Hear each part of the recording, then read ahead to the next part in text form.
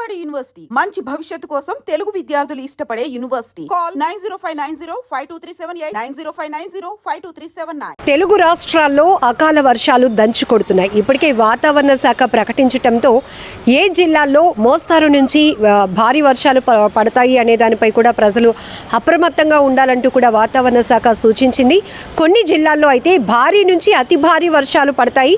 వర్షంతో పాటు ఉరుములు మెరుపులతో కూడినటువంటి వానలు ఉంటాయి కాబట్టి ఖచ్చితంగా ప్రజలు అప్రమత్తంగా ఉండాలని సూచించింది.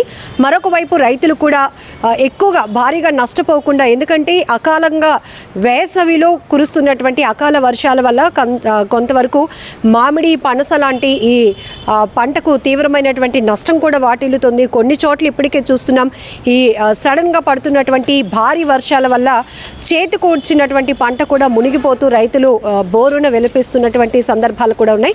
ఇంకొక వైపు వాతావరణ శాఖ హెచ్చరిస్తుంది ఏంటంటే విద్యుత్ అంతరాయాలు ఏ స్థాయిలో ఉంటాయో విద్యుత్ ప్రమాదాలు జరగటానికి కూడా అదే స్థాయిలో అవకాశాలు ఉంటాయి కాబట్టి ప్రజలు చాలా కేర్గా ఉండాలని కూడా చెప్తోంది.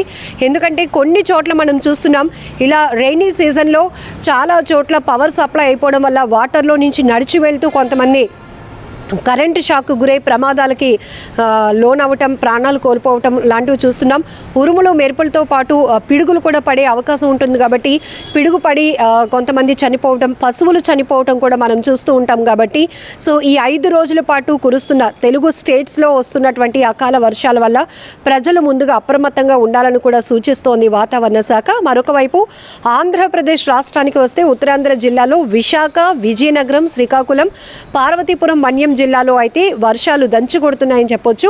ఇంకొక వైపు తెలంగాణ రాష్ట్రంలో కూడా కొన్ని ప్రాంతాల్లో రంగారెడ్డి, వికారాబాద్ జిల్లాలో కూడా అకాల వర్షాలు ముంచెత్తుతున్నాయి. దీంతో కొంతవరకు కూడా ప్రజలు అసౌకర్యానికి గురైనప్పటికీ కూడా తీవ్రమైన ఉష్ణోగ్రతలు నమోదవుతున్న నేపథ్యంలో కాస్త ఉపశమనం పొందే వాళ్ళు కూడా ఆ రకమైన ఆలోచన చేస్తున్నారు. ఇక్కడ రైతుల గురించి మాత్రం ఖచ్చితంగా వాతావరణ శాఖ ఎప్పటికప్పుడు సూచనలు చేస్తూనే ఉంటుంది. ఎందుకంటే రైతులు ఒకవేళ నష్టపోతే మాత్రం అది ఏ స్థాయిలో ఉంటుందో మనం చూస్తూనే ఉంటాం. ఎందుకంటే వాళ్ళు ఎంతో పగలనక రేయనక కష్టపడుతూ ఉంటారు, ఎండకి ఎండుతారు, వానకు తడుస్తూ ఉంటారు. అలాంటి సందర్భంలో మొత్తం వాళ్ళ కష్టాన్నంతా కూడా పంట పైన పెట్టినప్పుడు చేతికొచ్చే పంట ఇలా అకాల వర్షాలకు మునిగిపోయే ప్రమాదం ఉంటుంది కాబట్టి తీవ్రంగా వాళ్ళు నష్టపోవడానికి అవకాశం ఎక్కువగా ఉంటుంది. కాబట్టి ఎప్పటికప్పుడు చిన్నపాటి వర్షాలు నమోదైనా కూడా వాతావరణ శాఖ ఎప్పటికప్పుడు అలర్ట్ చేస్తూనే ఉంటుంది. రైతన్నలను కూడా ఈ నేపథ్యంలోనే అలర్ట్ చేయడం కూడా జరుగుతుంది. ఎందుకంటే వాళ్ళు కాస్త ప్రొటెక్షన్కి సంబంధించినటువంటి కేర్ తీసుకుంటారు కాబట్టి. సో ఇప్పుడు ఇక్కడ మనం చూడొచ్చు ఉత్తరాంధ్ర జిల్లాలో కూడా చల్లని వాతావరణం. ఒక్కసారిగా కొంతమంది ప్రజలైతే ఎంజాయ్ చేస్తున్నారు. కొంతమంది ఇప్పుడు ఫంక్షన్స్ కూడా ఎక్కువగా ఉంటాయి, వరి అయ్యే వాళ్ళు వరి కూడా అవుతూ ఉంటారు. అలానే ఉత్తరాంధ్ర జిల్లాలకు సంబంధించిన రైతన్నలు కూడా చాలా టెన్షన్లో ఉన్నారు. ఎందుకంటే పంట నష్టపోతామను అనే కోణంలో మాత్రం వాళ్ళు చాలా ఆందోళన వ్యక్తం చేస్తున్నటువంటి పరిస్థితులు కూడా ఉన్నాయి.